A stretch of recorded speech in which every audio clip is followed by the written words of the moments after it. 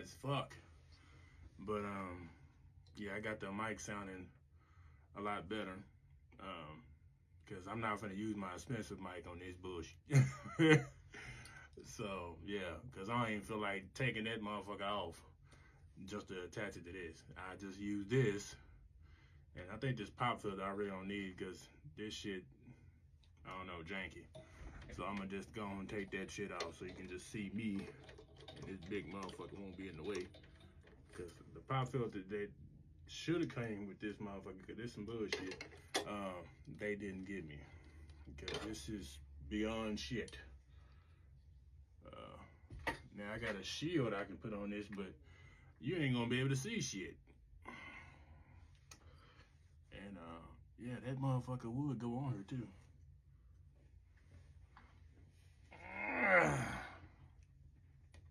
This motherfucker right here sure would go right on this motherfucker too. And I can hook it up like that, but you wouldn't be able to see my motherfucking ass. So yeah, the intent was to put this on my studio mic, but my stand don't have the modifications for this, so I'm gonna have to make one. It's always some bullshit. And then again, there might be guys that tell me I need to buy a new mic stand because the one I got is old as shit. But the equipment ain't old. It's new. It's new as shit. So yeah. This motherfucker come more towards me, so I ain't gotta be so far up and shit. But yeah, I was thinking today about Michael Jackson. For some reason, I had Michael Jackson on my mind, and I was thinking about it, and I started listening to some of his music, and I was just like, man, this motherfucker was the GOAT. He was the GOAT. I don't care what nobody said. That dude was the GOAT, and the industry knew it. They knew he had power and that he could sell anything, and you know, it didn't matter what they did, he was gonna still, you know, flourish. Like they tried to tarnish this man's career, talking about he was messing with kids and shit. Like he was never messing with no kids. Let's just be real about that. That's just some bullshit they thought of. Oh yeah, that's gonna, you know, fuck his whole career up. Yeah, it's like Mike ain't fucking with no damn kids, bro. He was a kid himself, bro, trying to enjoy life and live the life he didn't get to live as a child. You know what I'm saying? That nigga was not messing with no kids. Damn sure wasn't a homosexual. If anything, he was fucking y'all wives. But I was thinking, like, if they didn't take him out when they did, he probably would have messed up the industry real bad. Because every album he would have dropped would have been legendary. Because one of my favorite albums by him that was like so underrated is you know, past, I think it's past, future, and present or something like that. But it's the one with the history track on it, where he's like the statue standing. That's like one of my favorite, you know, collective albums. Like because they put new stuff with old stuff together. And that ain't the first time they done that. They did that with Blood on the Dance Floor, which is another favorite of mine that's extremely underrated. Like not a lot of people talk about that album, but that album was so good. I can go back and listen to it anytime, and I catch myself doing this. I'm like, man, Mike was a motherfucking fool in the studio. Like he had, I bet you his engineers, producers, anybody that was in there working on it was like, this motherfucker is a genius. And I knew if he was still alive, the albums that he could have made and the songs he could have, you know, been on, man, he'd have gave every artist nowadays a run for their money. I think him and Chris Brown would have been like right up there. Like Mike is up here and Chris Brown would have been right under him. Like, and I'm pretty sure Mike would be mentoring Chris Brown. And if they collab together, nigga, the man, they had bitches falling out in the stadium and everything. Oh my, Chris Brown, Mike, oh, they wouldn't be able to contain themselves. Hell, Mike had motherfuckers passing out by himself. Like he didn't even have to do shit. He just stood there. He breathed them over. I said, nigga, y'all paying like $6,000 to $1,000 plus for these motherfucking tickets. I wish the fuck I would pass the fuck out. I'd be like, damn, Mike. Shit, I paid my money. I'm watching this whole motherfucker. Shit, you got me in like fucked up. You think I'm gonna pass out and faint in this motherfucker? Shit. But that's the effect he had on people. He was he was a world class performer. That's what he was. That's something you don't get a lot of, and I think Chris Brown is like the only person left that can bring that type of show to life. I'm not saying that Chris Brown is like our version of Michael Jackson, because he's not. I mean, Mike was on a whole nother level. But Chris Brown, don't get me wrong, I love his music, and he's really, really good, a very talented brother, but he's not there on that level with Mike yet. I mean, he has the hits. I give him that. He has the hits. But the level that Mike was on, it's not very many artists nowadays that could be on that level. The only person I know of that was on that level was Prince. And Prince, him and Mike was like this, like always back and forth, back and forth, back and forth. So if anybody can stand on the same level as Mike, I feel Prince was, because Prince was also a good performer. And but you know, Chris Brown, he's up there. I mean, he's getting better and better, and he's steady evolving. His music is improving. Because you go back and listen to his older stuff, you kind of like, he was baking. That's what he was doing. He was baking. And you listen to him now, you're like, oh, he done baking. He out the oven now. It's on and popping now.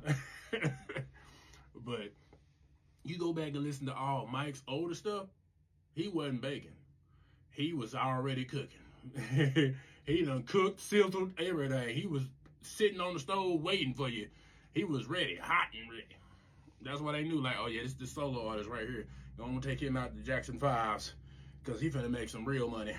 And that dude made them billions of dollars. And shit, he got one of the most expensive music videos in the world, literally.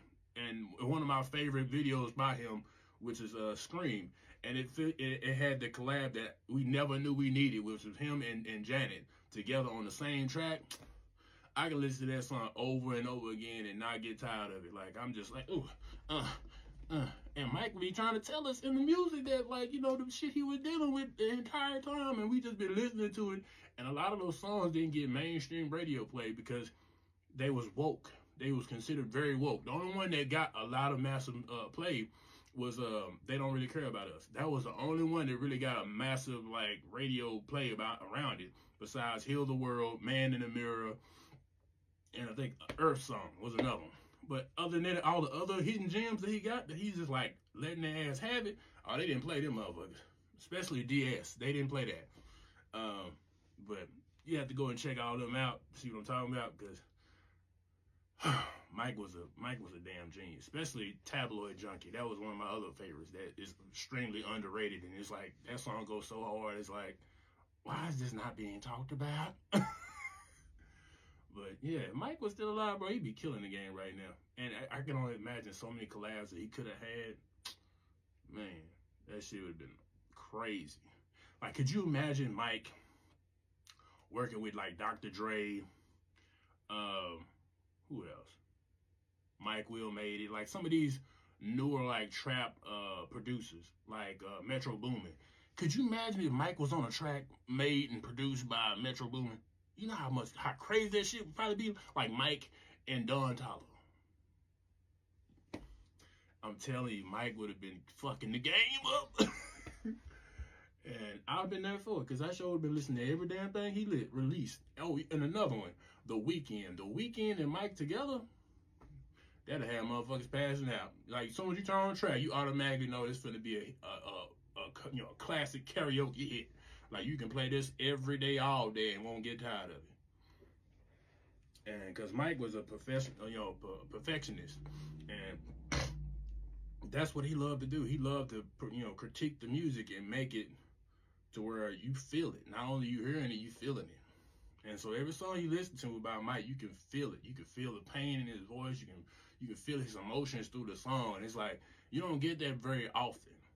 And the last two artists that have able to reproduce that is Chris Brown and The Weeknd. Both of them have tracks that you can hear and feel at the same time. And you like, damn, I feel that in my spirit, in my soul, man. Damn. And so yeah, they gotta give them their flowers, because they definitely evolving, and they trying to steady create more and more creative music, instead of just staying in one lane and just trying to be leveled out and just complacent. They're trying to steady do something different every time and make something different. I just hate the Weeknd had to retire on our ass. So all I can say is hopefully he makes interesting music under his new name that he would probably be ushering in, which is his real name Abel. But who knows? Um, but yeah, I know if Mike was still alive, he'd be fucking it up. Just like if Aaliyah was still alive, she'd be fucking the game up right now. Like she'd be killing it. Like a lot of songs she probably would have made. Her and Chris Brown would have actually probably collabed. Man, that'd have been a fool right there. But yeah, Aaliyah would have, man, she'd have gave all these female artists a run for their money, straight up. And she'd be killing the movie industry too, because that's what she was really trying to get into as well. So I know if she would have been still alive, a lot of the stuff that done came out, she would have been in and would have been killing it in the movie industry. I'm just like, man, so many people was robbed of, their life over money and greed and, wanting to control the narrative. And so people don't be thinking about that shit. Like, yeah, they celebrities and all, but they human just like we is. And there's always somebody in the back room or in their shadow just like waiting for an opportunity to take them out. Whether it's about hate, money, or they want to be in their position. So I never understood how people be like, oh, that's a conspiracy, blah, blah, blah. Yeah, people don't actually assassinate people. Motherfucker, do you know what country we live in? They do that. They've been doing that shit for decades, nigga. When we was in slavery time, they was doing that shit. They've been assassinating motherfuckers and taking people off the board. They playing chess. They've been doing that shit. And it don't matter who you is, where you at, nobody is untouchable to these motherfuckers. Nobody. Mike messed up thinking he was untouchable. And they was like, oh, we can touch your ass if we want to. And he found out the hard way. But yeah, if he would have never just challenged them and just let it be and just continue doing what he doing independently, I feel like they probably wouldn't have killed him. But he was doing his shit. I give him that. He was doing his shit. Like he was being smart about it and trying to undermine their ass. And like, if y'all gonna fuck me over, I'm gonna fuck you back, but I'm taking all the money. And they didn't like that shit. And so they took him out over just principle. Pure principle alone was like, yeah, we gotta send niggas a message because we can't keep letting motherfuckers do shit like this and think this is okay behavior to do. You can't come over and be a shark to us. We the sharks. We eat the motherfuckers in here. And Mike was like, oh, I may be prey, but I'm finna be the predator now. I'm finna eat y'all ass. Shit, Mike came and took all that shit, and they was like, motherfucker, do you not know what we could do to your ass? Mike was like, fuck y'all niggas. So yeah, I was like, yeah, if he was still alive, he'd be fucking everything up. Just like I wish Aaliyah didn't have to go as early as she did. And I know it was major hands involved with that shit. And it just messed up that they did that so somebody else can capitalize off of it, It's just crazy that they would do all that shit for that, but they do that to regular ass people on a regular basis. Hell. Shit, prime example, your job, they'll work the shit out your ass. The moment you tell their ass no, you're fired, you're out of here. All your special privileges is out the window. So they've been knocking motherfuckers off and doing fuck shit every fucking day. And so I was just like, yeah, it just messed up that she had to go the way she did. But I know if she was still alive, a lot of the female artists that's been big, really big today, wouldn't be as big as they was. Most notably Beyonce, because she definitely wouldn't be where she at right now if Aaliyah was still alive. And I don't give a fuck what nobody say about that. That's the motherfucking facts. She would not be where she is right now. The only other person I think that would be where they are right now because she was a smart businesswoman, which is Rihanna. She's very, very talented, but she was smart. She wasn't just relying on her music. She had a game plan. Like, I'm going to get to where I need to be, and I'm going to be my own businessman. You know what I'm saying? And so she went into business for herself. And that's the smartest way to do it. And, like, she ain't the only one that's done this. It's several other artists that do this because it's a smart way of doing it because there's really no money in music no more because you can't sell a physical object no more. Music is digital now. And it's pretty much free online because you can pretty much get anything online for free. So ain't nobody buying albums no more. maybe records, but yeah, that the money, the amount of money you're gonna spend to produce a record, to have it sold in stores that may or may not be bought, it ain't worth it. So they make their money on touring and merchandise. Chris Brown got his little line that he sells, his little flip flops. A lot of artists are doing that because that's where the money's at. And so, but yeah, if Aaliyah was alive, Beyonce would not be where she at. She wouldn't even have the type of title she got. Hell, that'd have been Aaliyah in that spot for sure.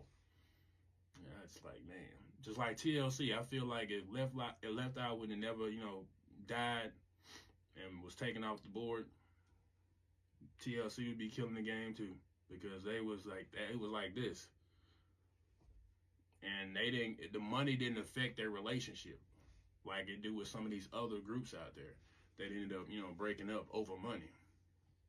Because at the end of the day, a lot of shit happens over money, over fucking money, because everybody want money, but they hate to see somebody else getting a piece of the pie. Only person I hate seeing get a piece of the pie is Uncle Sam, because that nigga ain't done shit all his life. But he take half your motherfucking money. Like, we all working for free, basically.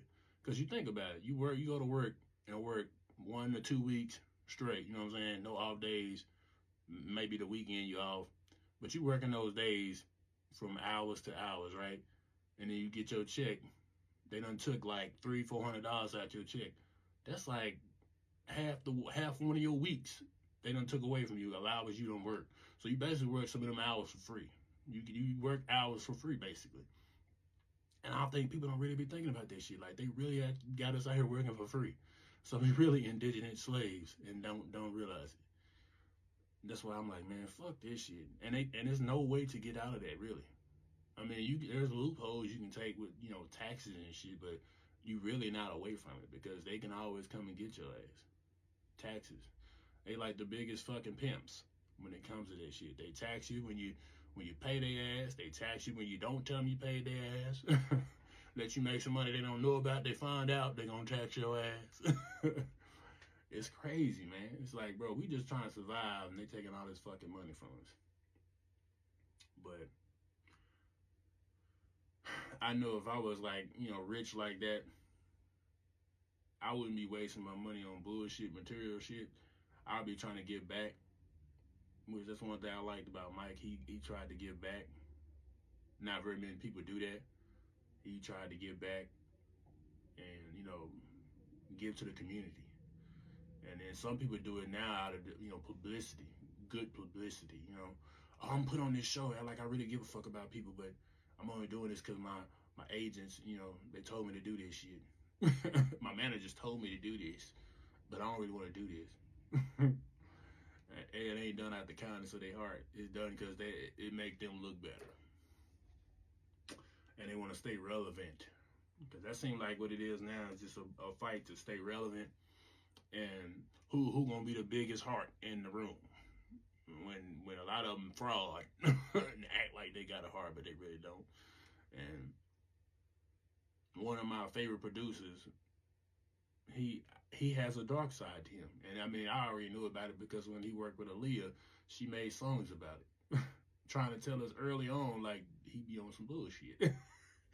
And that's Timbaland. Timbaland be on some bullshit. People don't realize Timbaland, as good as a producer he is, and a composer, he's known for, like, stepping on people's shit. Like, he's known for stealing people's shit and, claiming it's his. Or trying to say, oh, it's a remix. Nigga, you didn't make the beat, though. Somebody else made this motherfucking beat, and you over here throwing your name on it like it's yours. But that just show you the type of industry, what they do in the industry. They do shit like that. Like, if your shit ain't patented or copyrighted, they'll try to steal your shit. Especially if it's good and they know they can make some money off of it, they finna steal your shit. I can't tell you how many songs by artists that got stole and been put out with somebody else shit on it. And it's because they might be little fish right now. They don't have a real name for themselves yet.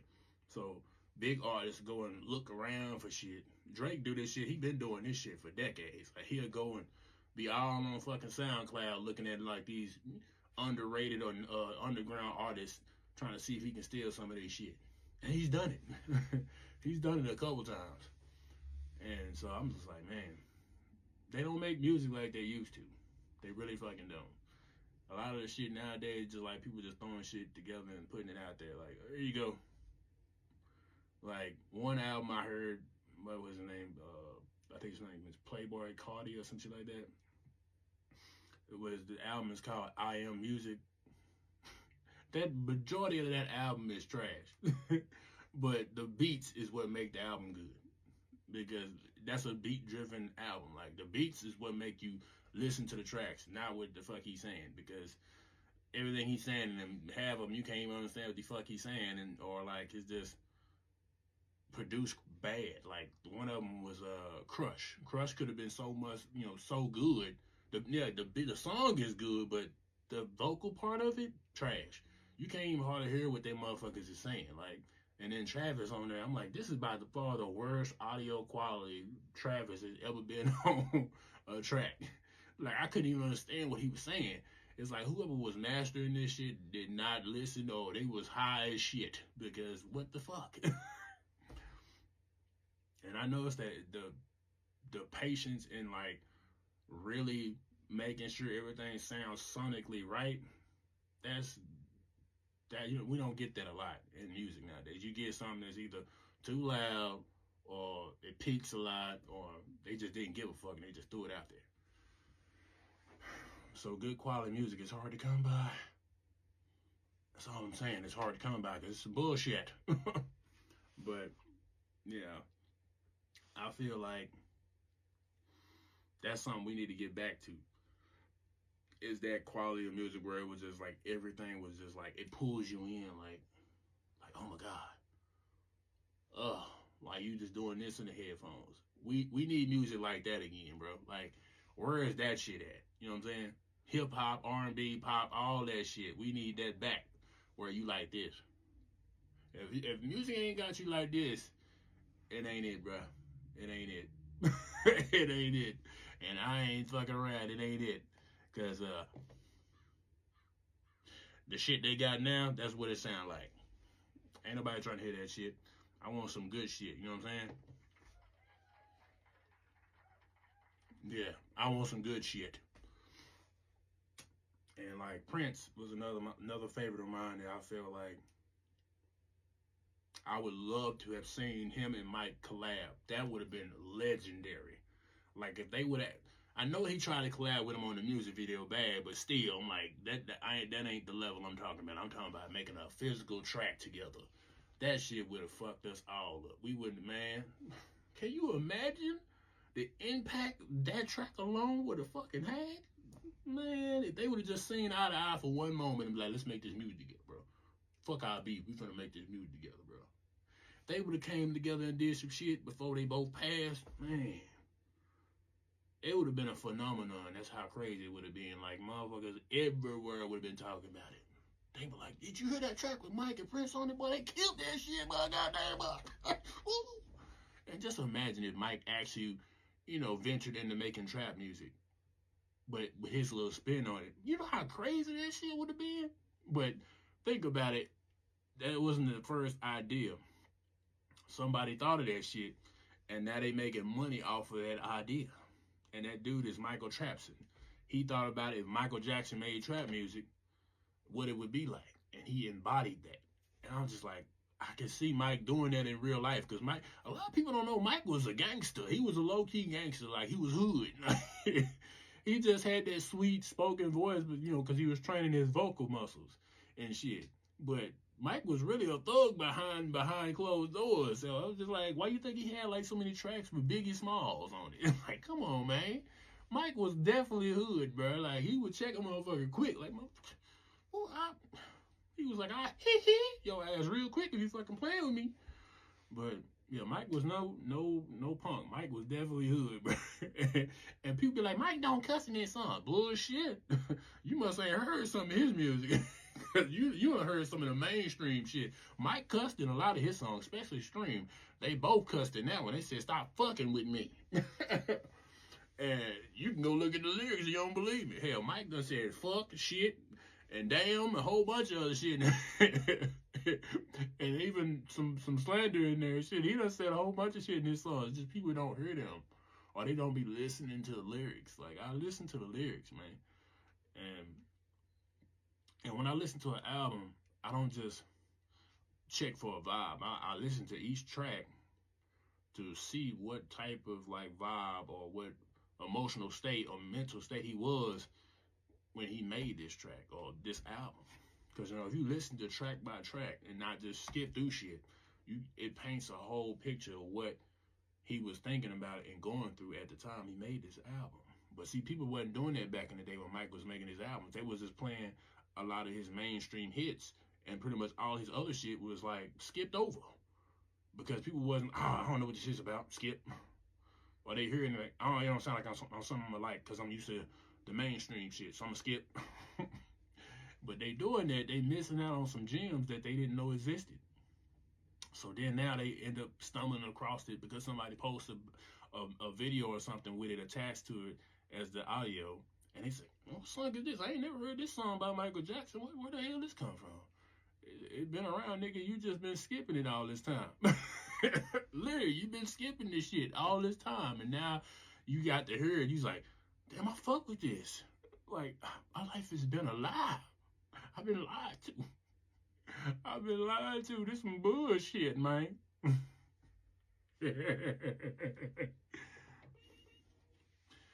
But yeah, I felt like coming on here and telling you niggas some shit because I had to do something. It's the new year, man. I gotta get the ball rolling and do something because I said I'm gonna do it, and I'm a man of my word. I don't be just talking out the side of my mouth. Cause I can't stand a motherfucker that do that shit. That be like, yeah, I'm gonna do this, I'm gonna do that, and I'm gonna do this, nigga. You ain't did shit. You ain't did a goddamn thing. So shut the fuck up. But I'm one of those type of people. I am a man of my word, and that's something I like to be held accountable to. You know what I'm saying? I like to hold people accountable to their word too when they running their fucking mouth and don't back what the fuck they saying. I like to hold their ass to their mouth too. I'm like, hey, look, you said this, nigga. What's up? Oh, you see what happened with I see you bullet. You full of shit. That's what I see. I see you full of shit.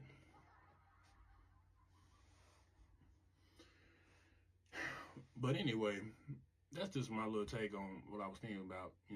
Today was on my mind all day, and I was like, I wonder, man, if I had a time machine, I would go back and save Mike, save Prince, save Aaliyah, save Left Eye, and see how they would affect the future. Now, she would probably be so fucking different. I swear, music would be on a whole nother level because music got lazy because they ain't had nobody to challenge them. Like, they ain't had nobody to produce the standard of like, you can't put shit else out lower than this or you fucking trash. Like how The Matrix set the standard for movies back then.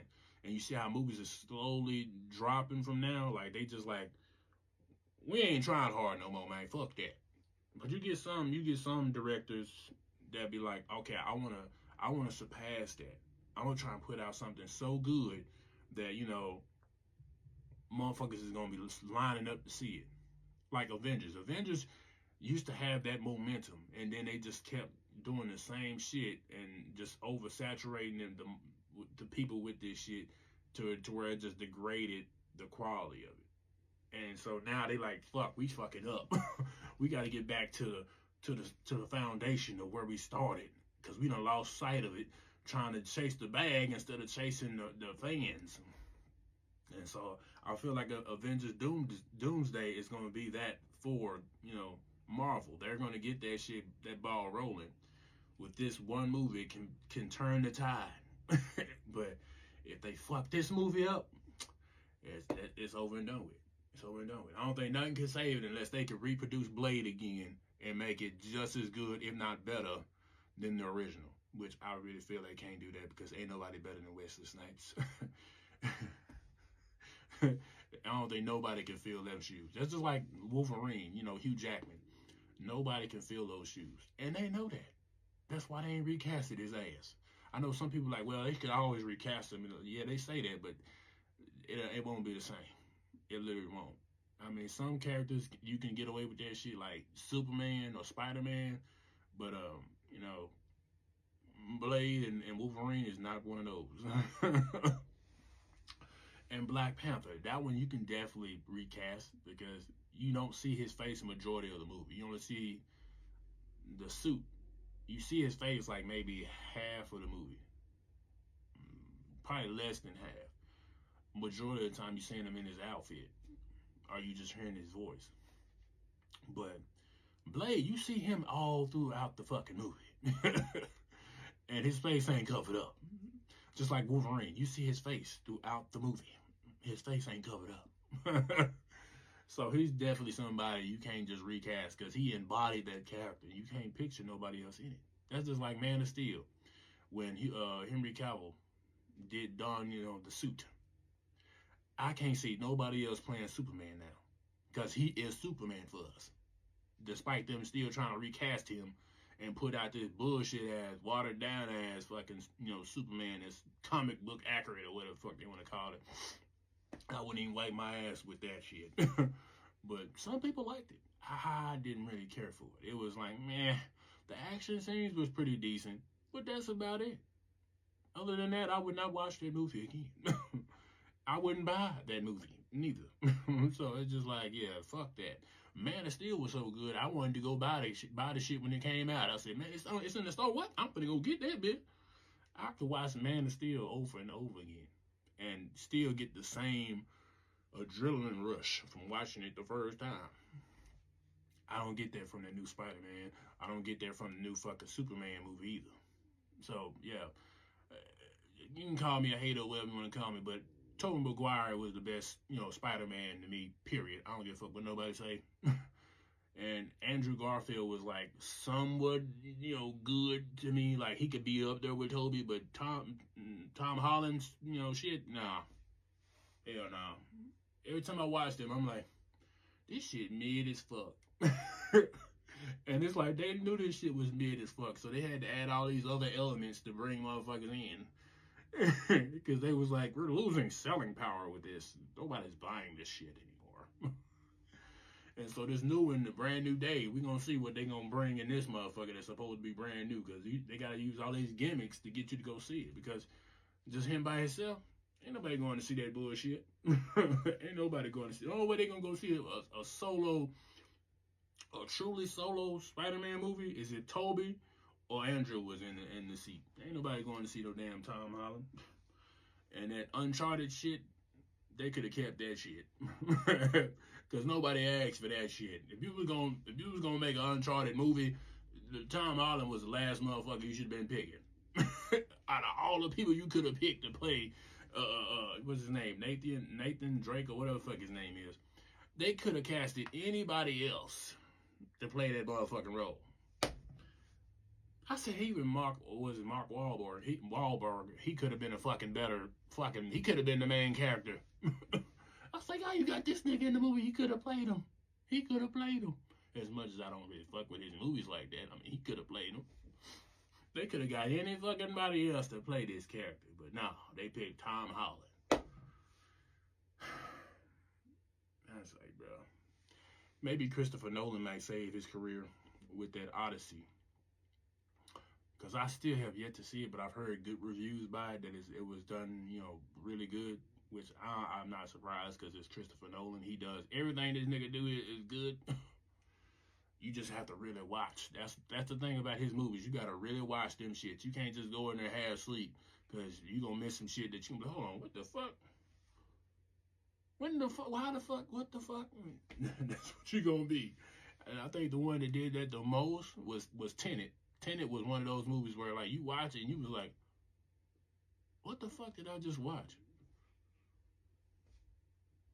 I'm confused as fuck. Like Tenet, you have to watch that bitch at least twice to really grasp every message in the movie and what's really going on. You have to really watch that shit like twice. Because at first watch, you like, what the fuck did I just watch? This like James Bond on acid. What the fuck is this? And then you watch it that second time, motherfucker. Damn, that's what they was doing? Damn, I would have never known that the first time. I was confused as fuck what was going on. But that second watch is where you really find out what the fuck you missed. And you be like, damn, how the fuck I missed it? I was overtaken by everything happening. I was overstimulated. I couldn't focus. There was too much shit going on. But yeah, that's it, man. I'm finna be up out here, you know what I'm saying? Cause I got other shit to do, you know what I'm saying? I gotta go to the gym, gotta work out, you know what I'm saying? Trying to get a little, keep my sexy going on. You know what I'm saying? I can't be out here looking fat. I gotta stay in shape. Cause motherfuckers love it. Oh, he fat. Bitch, how you know? I ain't fat, nigga. I'm just stocky. You ain't used to a stocky nigga, huh? You used to them scrawny motherfuckers. Mm-hmm. But I'm a stocky nigga. That's how I am. Like I'm like this when I walk, nigga. You know what I'm saying? I ain't one of them skinny mini motherfuckers. I got meat on my bone, but I'm nice with my shit. You know what I'm saying? But I'm trying to tone it up a little bit because I got a little sloppy, over the couple of last years. You know what I'm saying? Dealing with bullshit. But anyway, it was real, y'all. Peace.